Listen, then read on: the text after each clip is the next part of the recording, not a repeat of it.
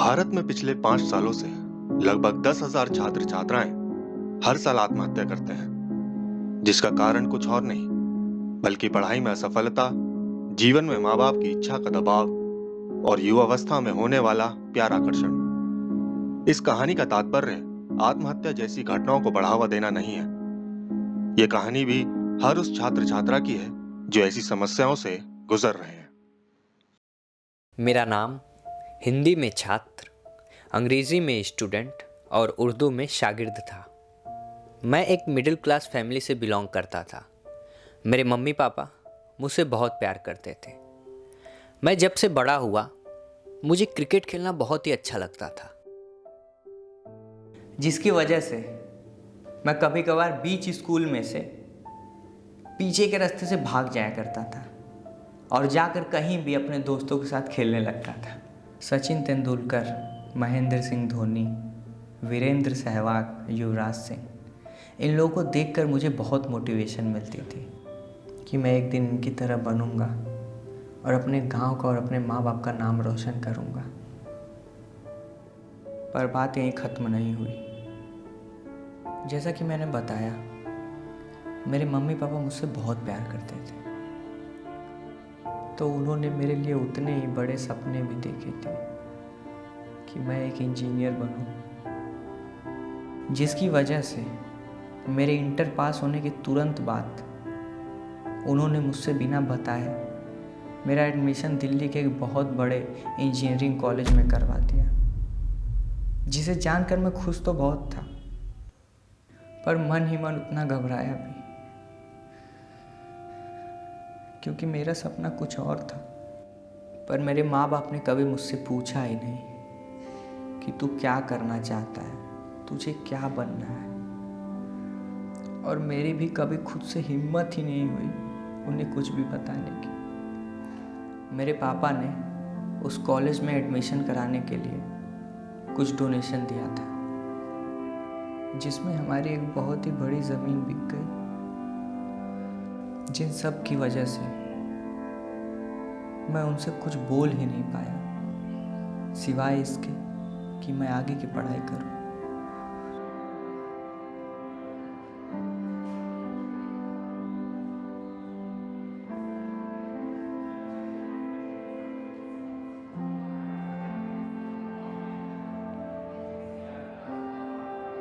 मैं आगे की पढ़ाई करने के लिए उसी कॉलेज की हॉस्टल में रहने गया।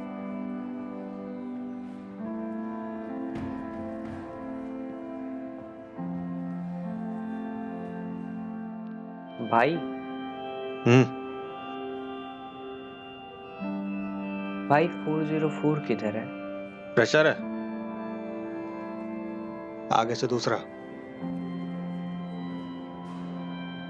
ओए सुन, भाई नहीं सर बोल।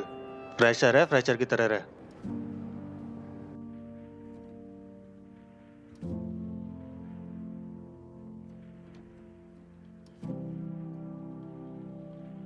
कैसे कैसे करके मैंने 2 साल बिताए।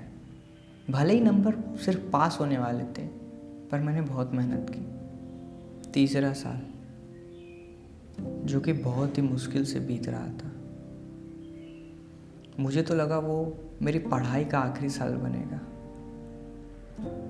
पर पढ़ाई के साथ साथ वो मेरी ज़िंदगी का भी आखिरी साल बनेगा, ये मैंने कभी सोचा भी नहीं था।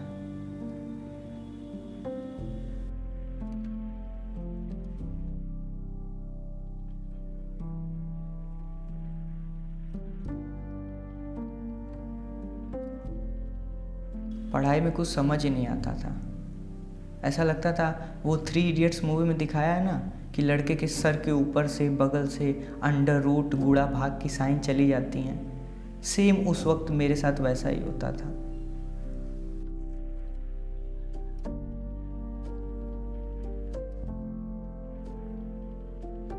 मैं अपने रूममेट से सारी बातें शेयर करता था और वो भी अपने बारे में मुझसे काफ़ी बातें बताता था।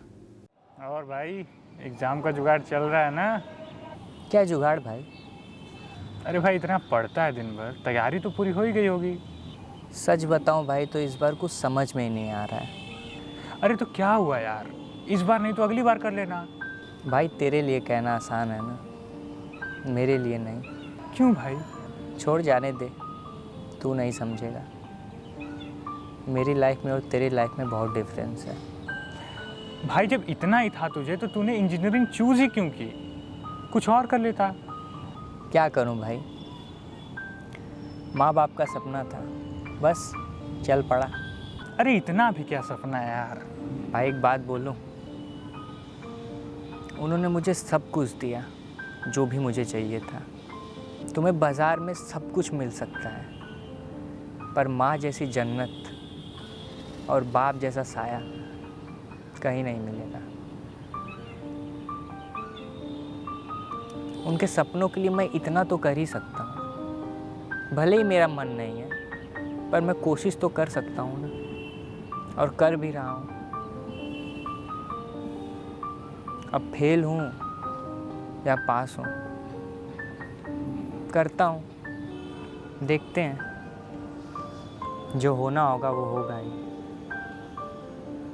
भाई देख, तेरी सारी बात सही है, पर खुद का ख्याल रख थोड़ा। सही कह रहे हैं तुम। उसी बीच हमारे सीनियर लड़कों से मेरी बात हुई।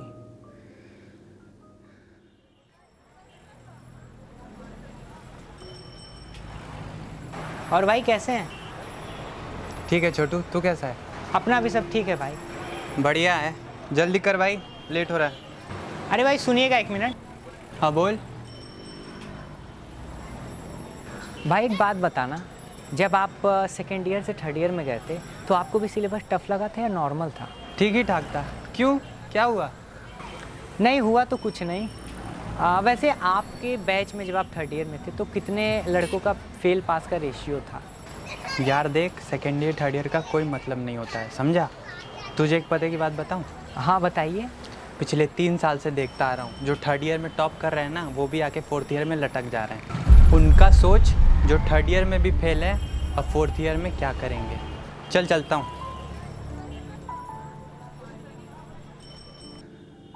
बस तब से वही सारी बातें मेरे दिमाग में चलने लगी।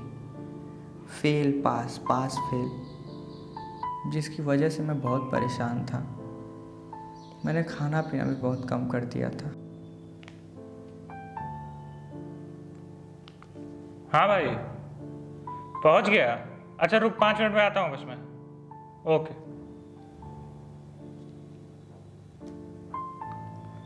चल भाई उठ, खाना खा ले। भाई तू जा खा ले, मैं अभी थोड़ी देर में आता हूँ। भाई 3 दिन से तूने खाना नहीं खाया है। कल भी तूने यही बोला था, पर तू आया ही नहीं। ऐसे कैसे चलेगा? चल मैं जा रहा हूँ, तू 5 मिनट में आ जल्दी से। ठीक है, तू जा, मैं भी आता हूँ। कई बार घर से फ़ोन आया तो सोचा बोल दूँ, मुझसे अब ये नहीं होता है। हाँ मम्मी। हाँ ठीक हूँ, तबीयत बिल्कुल सही है। एग्ज़ाम भी अच्छे जा रहे हैं।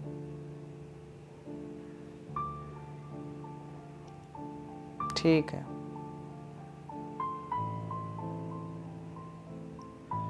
ठीक है, रखता हूँ।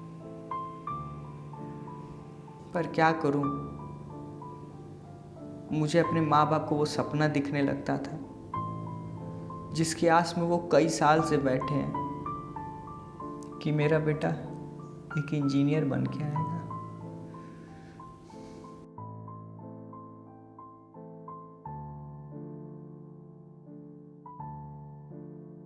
कैसे कैसे करके मैंने तीसरे साल का एग्ज़ाम दिया और रिज़ल्ट का इंतज़ार करने लगा।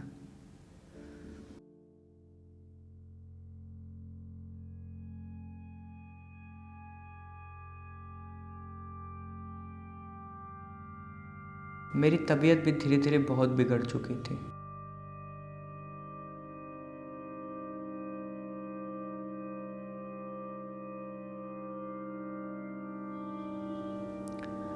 जब रिज़ल्ट का दिन आया तो मेरे घर वालों का सुबह से ही फ़ोन पे फ़ोन आने लगा, पर मैंने उठाया नहीं क्योंकि मुझे पता था वो यही पूछेंगे कि बेटा पास हो गया ना, बेटा दोस्तों को मिठाई खिलाए, और अगर मैं फेल हो गया तो। हाँ मम्मी। अरे यार पिछली साल भी 10 बजे रिजल्ट आया था, इस साल भी 10 बजे आएगा। अच्छा ठीक है, चलो रखो।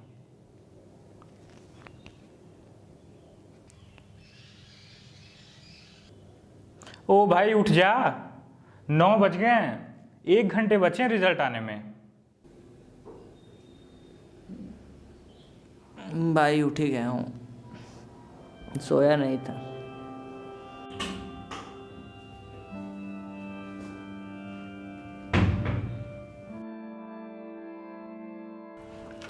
चल भाई 10 बज गए, देखता हूँ पास हूँ या फेल।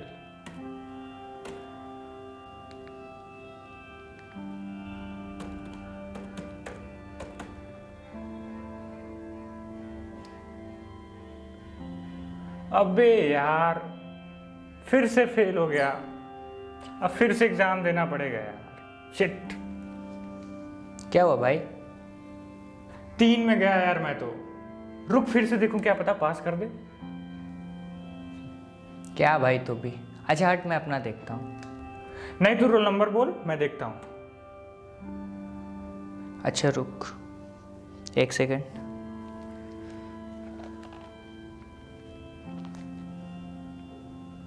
डाल 200 5167। ओ भाई तू तो मुझसे भी आगे निकल गया, ये कैसे किया?